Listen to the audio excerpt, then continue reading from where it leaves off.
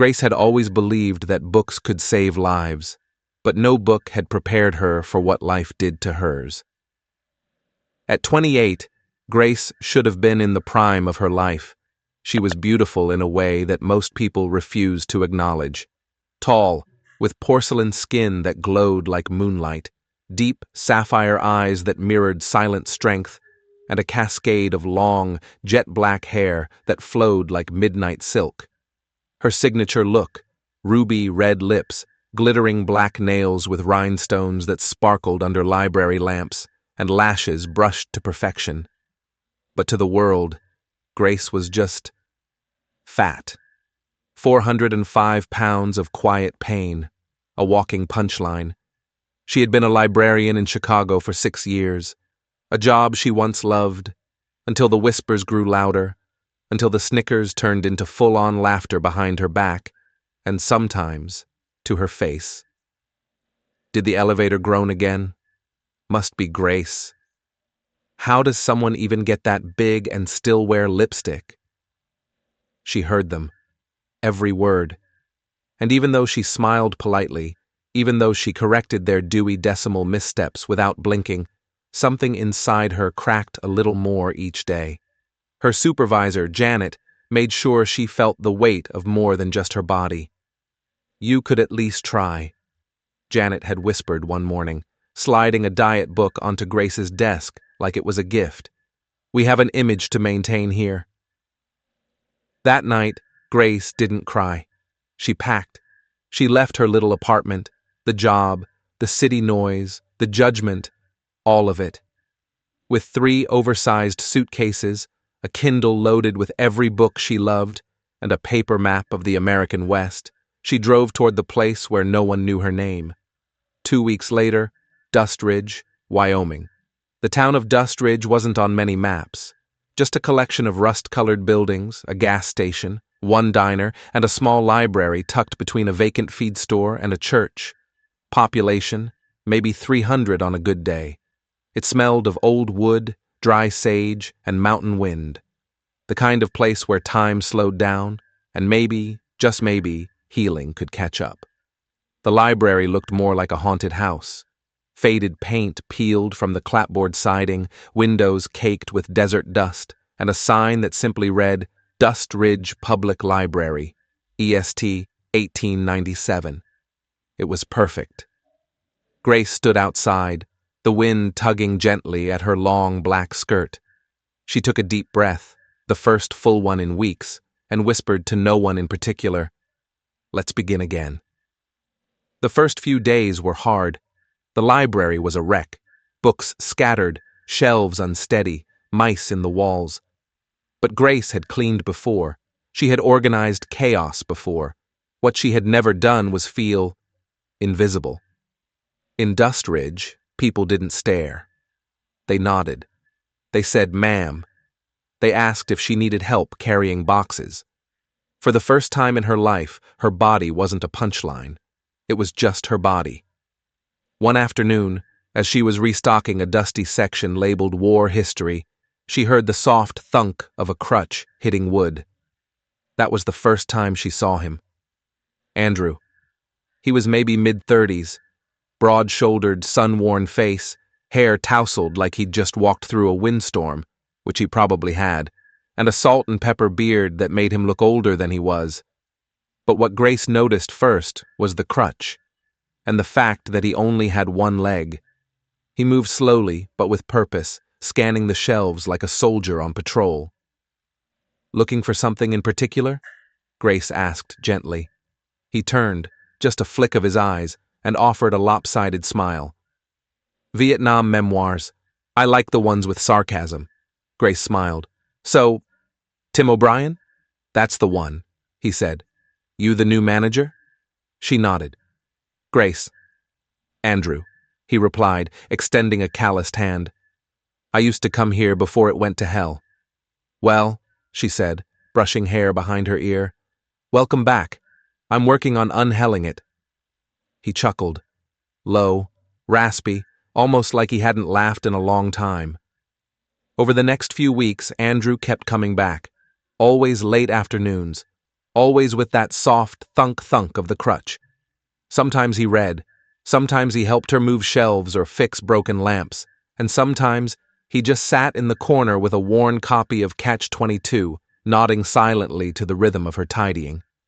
One evening, as the sun turned the windows gold, Grace asked, "Do you miss it?" He looked up, confused. "The war, the service, being out there." Andrew stared at the floor for a moment, then quietly, "I miss feeling useful." Grace sat beside him. "I know the feeling."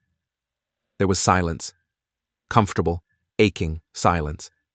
And just like that, something unspoken began to grow between them. By the end of the first month, the library had changed. So had Grace. The floorboards were still creaky, but they were clean, shelves neatly labeled. Local kids, all 5 of them, started coming in after school. A few elderly folks dropped by for mystery novels and large print Bibles.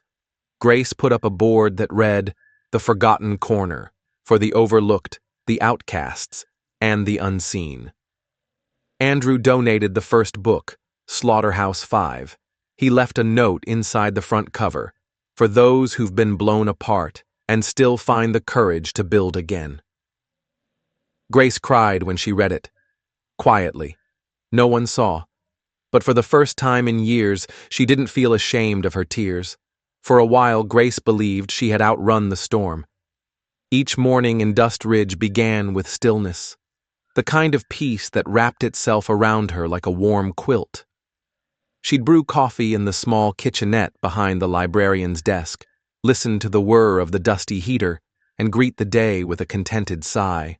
She was lighter, not just in body, though slowly, surely, pounds had begun to melt away with all the lifting and moving, but in spirit.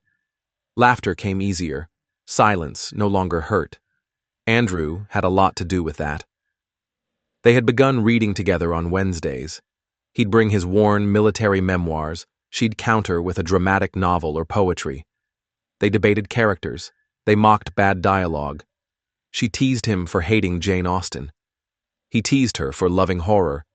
And sometimes they simply sat on the library steps, staring at the rust-colored mountains, not saying anything at all. But peace has a way of making people forget that storms don't ask for permission to return. It began with a visit, a white SUV with Illinois plates parked outside the library on a crisp Friday morning. Grace was reorganizing the Forgotten Corner, her heart-shaped project, now full of donated books from townsfolk. When the bell above the door jingled, she looked up and froze. "Grace?" a voice called. "Grace Fielding?" Janet, her old supervisor, pencil skirt, perfect bun, thin lips twisted into a smile that never quite reached her eyes. "Oh my God! It is you," Janet said, stepping in, looking around with a smirk. "Wow, this place is quaint." Grace straightened slowly. "What are you doing here?" Janet shrugged. "Road trip. Bryce Canyon, Yellowstone, Dust Ridge. You know, the usual sights." Grace raised an eyebrow. "Okay, fine," Janet confessed, chuckling. "I was curious. Someone forwarded me the article about the librarian revivalist out here. Imagine my surprise when I saw your name." Grace's stomach twisted. She hadn't expected anyone from her past to come looking. "Well," Grace said, forcing composure, "now you've seen it." Janet circled slowly, like inspecting a museum piece. "I mean, it's cute, really, but managing this?" She gestured at the creaky walls. "Is this what you left for?" Grace's voice was calm but tight. "I didn't leave. I escaped." That shut Janet up, for a beat. Then she smirked again. "You look different. Did you lose some weight?" Grace clenched her jaw. "I didn't do this for you." "I didn't say you did," Janet said, flipping open a book as if bored. "But you've always had this flair for the dramatic." Grace's hands curled into fists. "You should go." Janet laughed. "Still so sensitive. No wonder you never fit in. You were never really one of us." As Janet exited, she paused at the door, turned, and said one last thing. You can move to the edge of the world, Grace, but you'll always be who you were. That doesn't change. The bell jingled behind her, and Grace collapsed. She didn't tell Andrew that day, didn't tell anyone, but something inside her had cracked. The next morning, she skipped makeup. The day after, she stayed home altogether. On Monday, the lights stayed off in the library until nearly noon. Andrew noticed. You okay? He asked, appearing in the doorway with 2 hot coffees and a book under his arm. Grace nodded. Just tired. He didn't press. Not yet. But that evening, as they sat together watching dusk bleed into the mountains, Andrew finally asked, You've been off. What's going on? Grace hesitated, then said, Someone from Chicago showed up. Someone I hoped I'd never see again. Andrew's jaw tightened. Bad blood? She made my life hell. Every day a different jab, a different insult wrapped in a smile, and now she's here. She reminded me that no matter how far I run, people will always see me as the fat girl who tried too hard. Andrew shifted his crutch and looked at her with soft intensity. You're not who you were. Aren't I? Grace whispered. Because I feel like that girl again. All over again. Small, ridiculous, ugly. Andrew flinched. Don't say that. Grace looked at him. You don't understand. I don't understand. His voice suddenly sharper. Grace, I walk into every room and people see a cripple, a burden, a broken man. I don't get to forget who I am either. She recoiled. That's not what I meant. Isn't it? He snapped, then sighed, visibly pulling himself back. I'm sorry. That wasn't fair. Grace turned away. Silence wrapped around them, thick and bitter. That night, for the first time in weeks, she cried herself to sleep. The next day, Andrew didn't come, nor the day after. By Friday, Grace stood alone in the library, staring at the copy of Slaughterhouse-5 he had once gifted to the forgotten corner. She opened the cover. The note was still there. For those who've been blown apart and still find the courage to build again. She closed it slowly. Her fingers trembled. What was she doing? Why was she letting Janet, one ghost from a dead life, unravel everything she'd worked so hard to build? Worse, why was she pushing away the one person who saw her? That evening, she made a choice. She brushed her hair, applied her mascara, painted her lips red, not for others, but because she loved how it made her feel. She wore her black dress with the silver buttons and stepped into the wind of Dust Ridge like a woman ready to stop hiding. She walked to Andrew's cabin on the edge of town, a tiny thing built with weathered wood and quiet solitude. She knocked. No answer. She knocked again. Harder. Finally, the door creaked open. Andrew stood there looking like he hadn't slept. I'm sorry, she blurted. I was scared and I lashed out. You didn't deserve that. Andrew blinked. You came all the way out here? To tell me that? Grace swallowed. I came out here to say I miss you. I miss reading with you. I miss fighting with you about literature. I miss feeling like I belong. He stepped back, eyes softening. Grace, you do belong. You're the strongest damn person I've ever met. I just wish you could see that. She smiled, through tears. I'm trying. I really am. He opened the door wider. Then let's try together. They tried. For the next few weeks, Grace and Andrew settled into a rhythm. There were no grand gestures, no declarations of love, just quiet presence, just showing up. Sometimes that was enough. They resumed their Wednesday reading, shared evening walks, and rebuilt the trust that had been frayed by fear. But even the most peaceful lives can be shattered with a single phone call. It happened on a Thursday. Grace was shelving a donation box from the post office, humming to herself, when her cell rang. An unknown number. She almost didn't answer. But something made her swipe. Hello? A pause. Then a man's voice, sharp and clipped. Is this Grace Fielding? Yes, speaking. This is Officer Hernandez, Cook County Sheriff's Office. I'm calling about your father. Her blood turned to ice.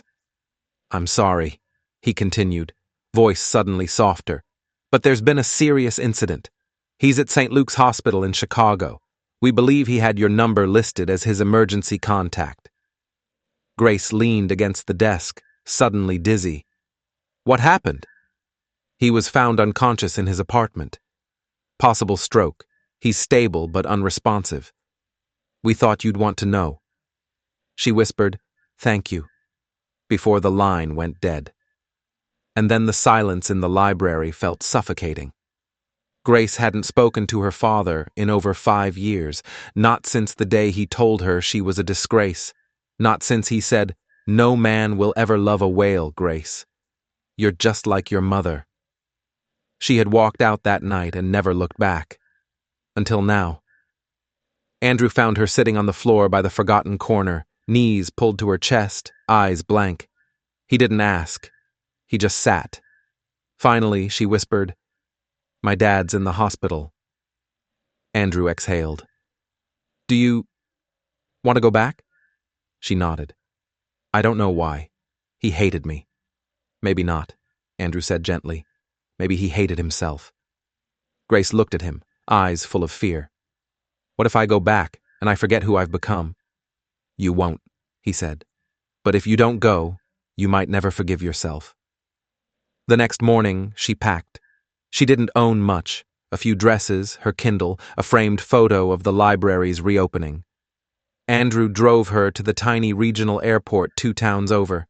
They didn't say much during the ride. As he unloaded her bags, she turned to him. "Will you wait for me?" He smiled, crooked and warm. "I'll keep your seat warm at book club." She laughed, tearful. "Thank you." "For what?" "For believing in me before I did." Back in Chicago, everything felt louder, harsher, colder. The hospital was gray and sterile. Her father lay in a white bed, tubes snaking into his arms, a machine softly beeping with every breath. He looked smaller than she remembered. Weaker. Human. She sat beside him, unsure what to say. So she started reading. It felt right. She chose The Old Man and the Sea. He had loved Hemingway once. And every day for the next week she read to him. Page after page, her voice steady, even when her heart wasn't. Sometimes she'd pause, look at his face, and imagine he was listening. On the 7th day, his eyes fluttered open. It wasn't like in the movies. There were no dramatic speeches, no tearful apologies. He blinked, looked at her. "You're here," he rasped. She nodded, too choked up to speak. "You're still fat," he whispered. She flinched. Then, she stood. Tears blurred her vision, but her spine was straight. "Yes, I am, and I'm still kind, and strong, and rebuilding a life that doesn't include your cruelty." He closed his eyes again. She stepped back. "I came to say goodbye, Dad. Not to fix you, but to free myself." She left without looking back. Back in Dust Ridge, the world looked softer again. When Grace stepped into the library, the lights were already on. Books sorted, tables clean. A steaming mug sat on the desk with a note that read, "Wednesday, Austen versus Hemingway. You're up first. Welcome home. A." She pressed the note to her chest, smiling through her tears. But peace never lingers too long. That evening, while locking up, Grace noticed the town bulletin board covered in flyers. One in particular stopped her cold. Dust Ridge Modernization Committee. Meeting topic: demolition of historic structures including old public library. Her breath caught. She tore the flyer off the board and stormed into the diner where half the town usually gathered around dinner. "Did anyone see this?" she asked, waving the paper. The mayor, a kindly old man named Harold, stood. "Grace, it's nothing personal. The county wants to build a digital media center. Said it'll bring tourism, money." This library brings more than money, she snapped. It brings dignity. It brings hope. A few nodded. Others looked away. I've worked my soul into that place, she said, voice trembling. I gave it new life. And now you want to bulldoze it for a coffee kiosk and an iPad station? Grace, Harold said gently, we need progress. No, she said firmly. You need memory. You need roots. And if you take that building away, you rip out the heart of this town. A pause. Then, from the corner, Andrew stood, crutch firm beneath him. I lost my leg in a war nobody talks about anymore, he said. When I came home, people looked through me. Grace didn't. That library didn't. If we tear it down, we're not just losing books. We're losing who we are. Silence fell. Harold looked down, ashamed. The vote's next week. Grace nodded. Then I have 7 days to save a library. In the 7 days that followed, Grace became a storm. She knocked on every door in Dust Ridge, from the barber shop to the gas station, from the old schoolhouse to the diner where she first saw the demolition notice. Her voice was hoarse, her feet sore, but her heart thundered with purpose. This library, she'd say, standing tall, isn't just books and bricks. It's the only place in town where no one's asked to be anything other than who they are. She showed them the forgotten corner. She let them read the guest book, where visitors had scribbled thank yous and prayers and second chances. She invited children in to draw their favorite stories on the wall with chalk. She let the old veterans gather for poetry readings. She started a silent hour for the overstimulated, a baking book club, and a healing circle for people who had lost someone during the war or to addiction. By the end of the week, the library wasn't just a place again. It was alive. And still, Grace didn't know if it would be enough. The night before the vote, she and Andrew sat under the stars outside the library. The crickets were loud, the windows glowed behind them. I've never fought for anything this hard before, Grace whispered. Andrew leaned on his crutch beside her. And if they still tear it down? She swallowed. Then I'll build something else. I've done it before. I'll do it again. He looked at her, eyes warm. You never gave up. Not on the books. Not on this town. Not on me. Grace looked away, blinking fast. I was scared. Me too, he said softly. But you make the world feel possible again. She turned to him. You're the first person who saw me as more than my weight, more than a joke. I never saw any of that, Andrew said. I saw a woman who walked into this dusty, forgotten place and lit it on fire. She smiled. So what now? He reached for her hand. Whatever comes next, he said, we face it together. The day of the vote, the town hall overflowed, old ranchers in boots, teenagers with dyed hair, mothers holding babies, veterans in faded jackets. Every seat was taken. Dozens stood in the back. Grace waited by the door, pulse racing. Harold, the mayor, stood at the front. He adjusted his glasses, cleared his throat. We are gathered today to vote on the proposal to demolish the historic public library and build a modern media center in its place, murmurs echoed. But before we vote, we'll hear a statement from the current librarian. All eyes turned. Grace stepped forward. Her heels clicked once, then again. She wore a navy dress, her nails painted black with tiny rhinestones that sparkled under the overhead lights. Her eyes were lined, her lips a fierce red. She was beauty and fire and resilience, standing taller than she ever had in her life. I was once the girl people laughed at, she began, voice steady. I weighed 405 pounds. I worked in a city where no one saw me. I was background noise, until I came here. She paused. The room was silent. I came to Dust Ridge to hide, but instead, I found purpose.